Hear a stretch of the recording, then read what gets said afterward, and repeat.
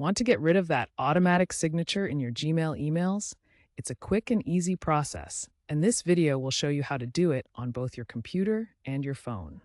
Removing your signature deletes it from future emails. It won't change any emails you've already sent. This is perfect for when you change jobs, want a cleaner look, or just want to keep your emails simple and to the point. Remember that signatures are account specific, so removing it on one account won't affect your other accounts. Let's jump into how to remove your signature. All right, let's go through the steps to remove your Gmail signature. First, we'll tackle the web version. Log into Gmail in your browser, click the gear icon for settings, then select See All Settings. In the General tab, scroll down until you find the Signature section. Select the signature you want to remove, then click the Delete button. It might look like a trash can icon.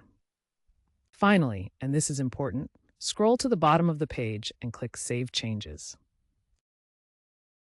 Now for mobile, open the Gmail app on your Android or iOS device. Tap your profile picture in the top right, then tap Settings and choose the email account you want to edit. Tap Signature, then edit or delete the signature you want to remove. You can use the trash icon to quickly delete the signature. With the signature box empty, you have successfully deleted your signature.